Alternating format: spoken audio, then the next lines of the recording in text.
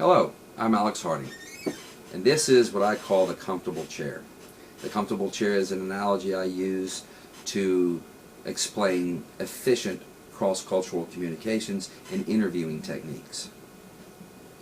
The comfortable chair is a description of how you can put a person at ease and at comfort, increase their comfort level. These ideas weren't something that was brought about through anthropology discussions or studies at universities. It was actually created by multinational corporations. And the reason for this is that some companies were failing severely. These large companies were failing severely in foreign countries. And it was economically advisable for them to understand it. Now, I am going to move on to, because I'm lacking for time, what people I call the Obi-Wan Kenobis of cultural insight. These companies hire these gentlemen to gain a greater understanding of why they are failing within these cultures. Hofstede, Trompenaar, and Hampton-Turner were doing studies for businesses to explain them why they were failing. A good example would be Office Depot. They failed in Japan because in Japan the people there did not feel comfortable walking to a large warehouse and looking on the shelves and picking out their own products, something Americans do feel very comfortable in doing.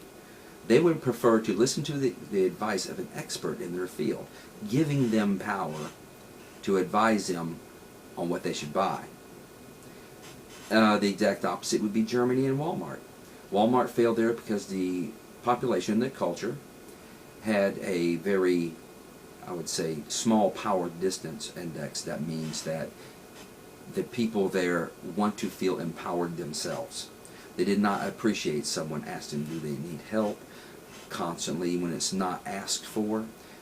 Even greetings by the employees was frowned upon, and that is part of Walmart's culture. Although I rarely ever get asked if I need help there, but just a few times was enough to put the German population off, and Walmart pulled out and failed miserably. Now, I call them Obi-Wan Kenobis or the Jedis of cultural insight. Well, depending on what side of the capitalist table you're sitting on, you may also see them as the Sith Lords, because they allow companies to go into these different countries and give them the ability to exploit them, because the companies better understood the culture and had greater ability to take advantage of economic conditions. Let's move on to Hofstede's 4 original dimensions. First one, which I kind of explained a little bit, was power index. It's a measure of how accepted and expected power is distributed unequally. In the United States, we have a huge power index for celebrities. We afford them the best place in a restaurant. We allow them to do things that are socially unacceptable. And we still expect them to carry this superiority with them. We may say the same thing of some of our politicians. Our politicians can be allowed to usurp specific laws, and we accept it. In some communities, would be inappropriate to speak poorly about a politician or their other public figures, because there's in general, because of the large power distance index. And power distance is a huge problem with intercultural communication. It's a huge problem in interviewing in general. When you want to speak to someone, you must keep them eye to eye. This was something that was explained to me while researching this subject with a professional interviewer, a person who interviews people from different cultures, specifically from Latin America. He said the first thing you need to do is let them know that you are at the exact same level and place that they are. It doesn't mean you dress in their indigenous dress, but formality creates distance. You've seen this whenever you've had job interviews, sitting across from the desk. The person's usually very formally dressed, sitting in a very comfortable chair, leaning forward at you, looking you in the face. You're over there on the other side, a much less comfortable chair, taking a role of being submissive. Now, when you're submissive, you're going to pretend you're an open book, but you're only going to show them the pages you want them to see. And that is very bad when you're trying to get open and honest communication. The different roles may be male-female roles, socioeconomic status, and the big one that I learned from the professional interviewer was education levels. That's a use of verbiage. It doesn't mean that a person with multiple PhDs sitting across from you is, as less intelligent than yourself. It just means they're going to use different jargon. They're going to use different terminology. They're going to use different anachronisms than yourself. And if you're going to have efficient conversation, if you're going to have efficient interviewing, you can't make them feel unintelligent. You felt this before, say going to a doctor's office where the doctor seems as if they have the inability to put it in layman's terms for you to understand what's going on with your body. Or something more common, going to a mechanic shop where you think the mechanic is talking down to you. Mainly because you don't understand these certain sensors or parts on a car and what the processes that they do, and you felt as if you're spoken down to. Now imagine the person that you're trying to interview feeling the same way about you. So the first thing you need to do is get rid of the authority. Remove the expert field that you're putting, this field that you're trying to put around you. As the professional interview explained to me, make yourself their level. See them eye to eye. Now, first thing that will go is the tie. Unbutton the top collar and be relaxed. You will put your body language, in a lot of cultures, body language is extremely important. And the more relaxed you are, the more relaxed the conversation can be. The next subject is individualism versus collectivism. This is the degree to which individuals are integrated into groups. What I mean by degree is the amount they feel connected to their community. Now, collectivists may refer to a member of a group to gain consensus upon answering a question that you give them. If you ask them about work conditions, they may give you a group answer. So open-ended questions are a must. That was also described to me by the professional interviewer.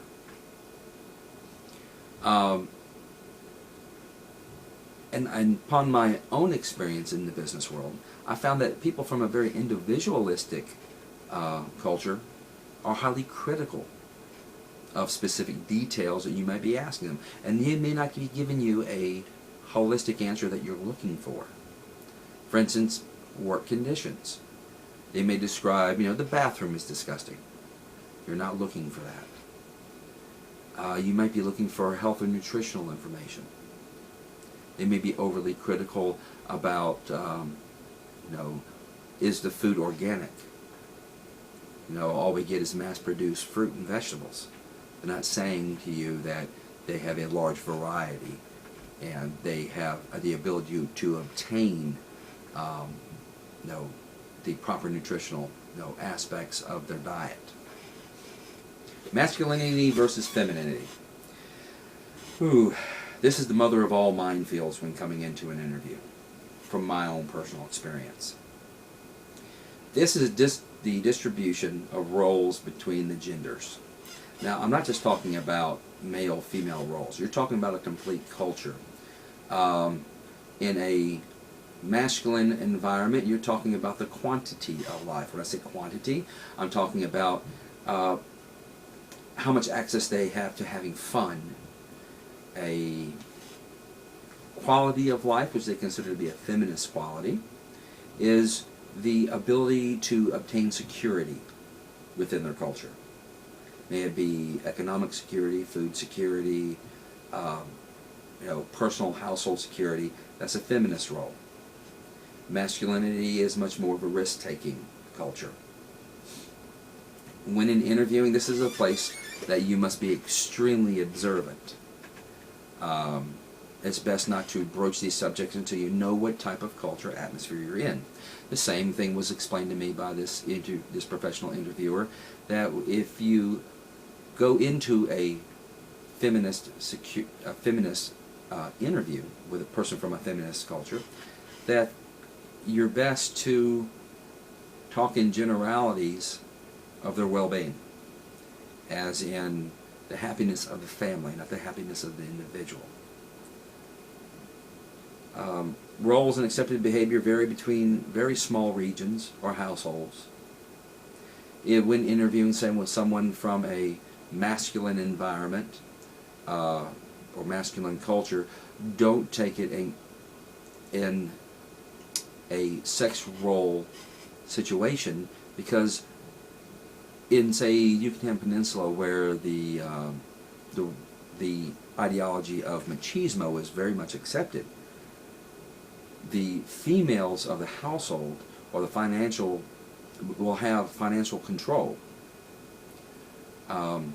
Just because you're in a masculine community doesn't mean the households are matrilineal. Uncertainty avoidance index. Society's tolerance for uncertainty and ambiguity. Low uncertainty avoidance cultures accept and feel comfortable in unstructured situations or changing environment.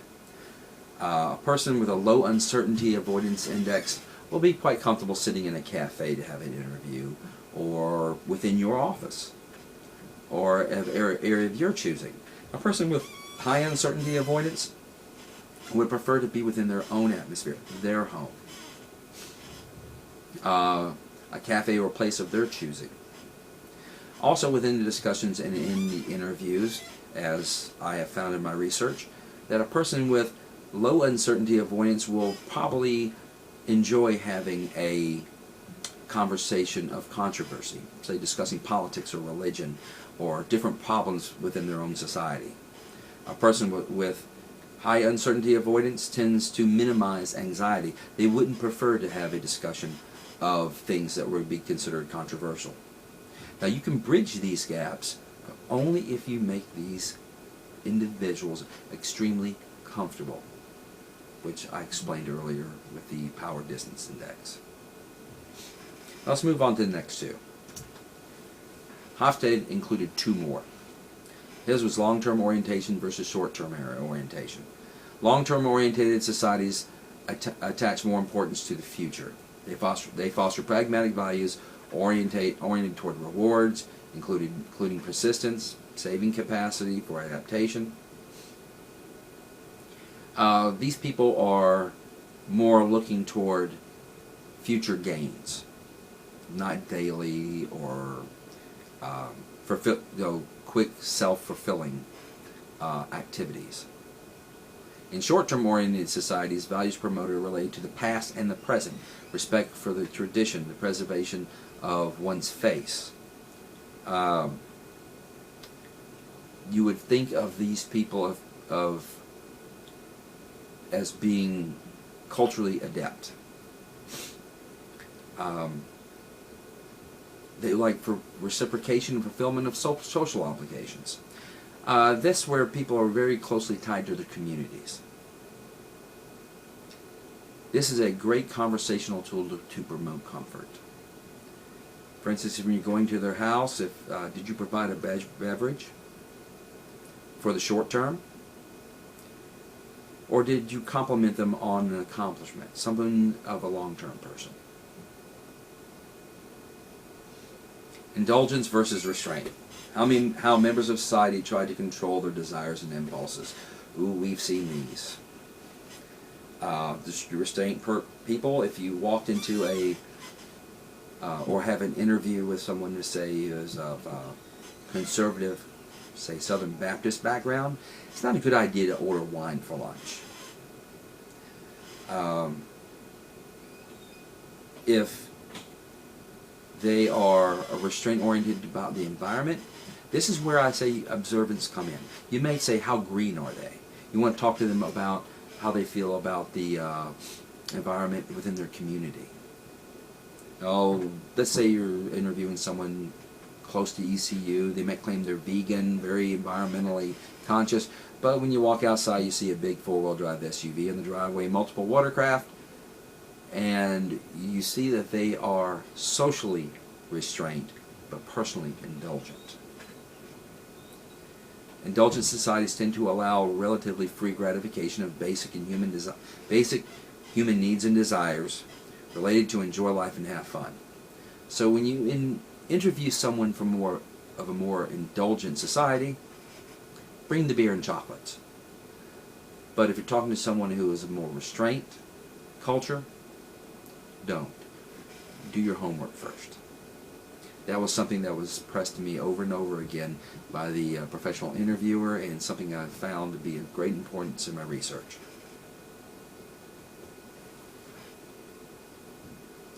Now, let's move on to the Trompenaar Hampton Turner 7.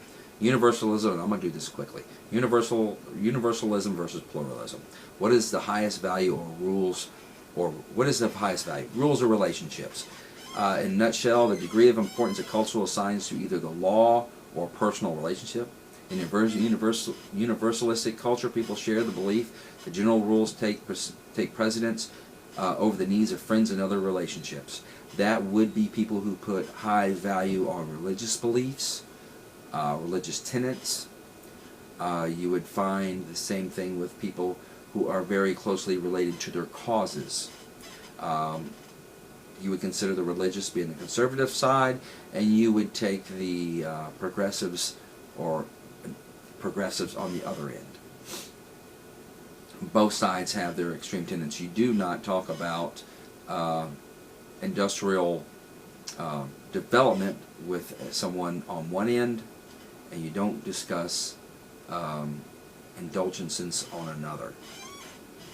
In a pluralistic culture, people see culture in terms of human friendships and intimate relationships. While rules do exist in pluralistic culture, they merely codify how they relate to one another. That would be in the pluralistic side. You wouldn't feel offended or be seen as offended talking to someone else's spouse. On the universalistic side, you may not want to do that. That you may be seen as being disrespectful of the other person's spouse, or you may be seen as being a person of low moral character. Individualism versus communitarianism. I'd say see Hofstede on that one. That basically is the same subject. Specific versus diffuse. Responsibility is specifically assigned or is diffusely accepted. In a specific culture, the whole is the sum of its parts. In other words, details are divided accordingly. When you ask them about a specific issue, or say in politics, they will point a person who is a culture that's very specific. They may see it as being a specific person or a specific policy. They will not discuss things in idyllic terms. In a diffused culture, they're going to be much more idealistically orientated. They will see, if there is corruption within a political system or corruption within a financial system, they'll say the whole system is corrupt. They will not look upon specific details to give you examples. The exact opposite of the specific. The specific will only hone in on the problems within the system. They will not look outside. Effective versus neutrality. How emotional someone is. Now, this could be a big minefield in that you may be someone who is less emotional. Now, in an effective culture, people display their emotions, and it is not deemed necessary to feel or hide them. You may see them as being angry and being agitated in a conversation. They may not be. You may tone back your interview, incorrectly, because you don't understand that they are just showing their emotions about a specific subject and not you. However, in a neutral culture, people are taught not to display their feelings overtly at all. So you may feel as if you're getting a blanket statement, and not getting a honest statement from the person. It's just that they do not feel that their emotions should be involved in the conversation. That is a pretty tough minefield, and it's something that you have to educate yourself prior going into the interview. Now we're going to continue with the last three. Inner directed and outer directed. The control or not to control, that is the question. The degree to which individuals believe that the environment can be controlled versus believing that the environment controls them. I say, is it nobler to brace yourself for the storm or ride with the flow? Some individuals may thrive on political or controversial discourse, and others might find it offensive or distasteful to argue a subject they feel they are powerless to change. An inner directed person feels as if every individual has the power to change the situation that they're in. An outer directed person may feel that they have no power to do so at all. Now these are cultural entities, and you have to understand that. You are going into a conversation with a person that may need medical needs or financial needs, and they feel as if they are powerless to change their situation that they're in. Now that would be a outer directed. They feel powerless. Now you may have someone else who's very angry about the situation. They feel as if they are being held back, and that would be inner directed. That's individual inner direction. That's a good way to put it. Inner and outer would be individual. Inner directed is much more individualistic. Outer is much more communal. Achievement status versus ascribed status. I put that as, does a silver spoon mean anything but, or nothing but? The silver spoon. The degree in which individuals, a achievement status person feels that individuals must prove themselves over and over again to receive status within the community. In a culture which achievement status, people derive their status from what they have accomplished. To the exact opposite, in a ascribed culture, a ascribed status culture, people derive their status from birth or age or wealth, how much respect you give someone because how much money they have or how old they are, how much reverence they give toward the elderly, or how little attention they give toward someone who is wealthy or has achieved status. In the United States, we are in a achieved status culture. We say that everybody puts their pants on one leg at a time. Well, in the ascribed status culture, they see people as being born into affluence or born into states of power, that it was somehow makes them more superior. Sequential time versus synchronic time. Do we do things one at a time or several things at once? The degree in which individuals do things one at a time versus several things at once, cultures develop their own response to time. We've heard Caribbean time. That's where it is more loosely interpreted. Time-orientated person has two aspects: the relative importance of cultures assigned to past, present, and future, and their approach to structuring time. In a sequential culture, people structure time sequentially and do things one at a time. For instance, if you go to have an interview with someone who is who ascribes to sequential time, you're going to give them a specific amount of time that you're going to give the interview, and they expect you to be there at a specific time, and they expect it to end at a specific time. In synchronic time culture, people do several things at once, and believing that time is flexible and intangible. That would be like looking more into Caribbean time or Latin American time. If you say the interview is at 10 a.m., they may be there at 10:15, 5 minutes till, and they don't expect the interview to end until they feel it's done. They may be there at 10, but don't expect the interview to actually begin until 11. They may expect to have cool, casual conversation before leading into it. Where a person of sequential time expects to sit down, get the interview over with, and leave. Now, these are all good and great studies, but they're all pretty much incomplete. And there's pros and cons. Now, most people are going to give you the pros first and then the cons. I don't want to do that. I want you to feel relaxed by the end of this. So I'm going to do the cons first. All models fail to recognize personal characteristics on behavior. No matter how much you study or learn, observation and prior education to the culture you're going into matters the most. All models are incomplete. They're just a starting point. They're just the basics of how you're going to avoid these minefields. You keep the interview and the discussion from blowing up in your face. All models recognize the difference between cultures, but does not provide recommendations on how to interpret or communicate with specific individuals.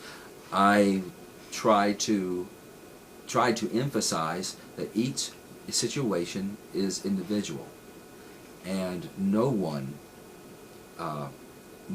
situation is the same.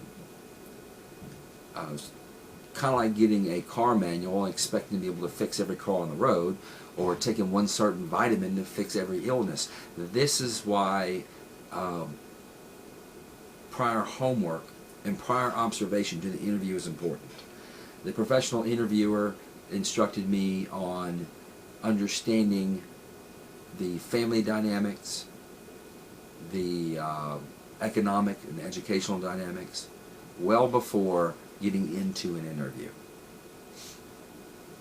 Now let's go with the positives. Kind of end on a positive note. These tools to explain how cultures differ and how cultures can be measured, because cultural differences do matter.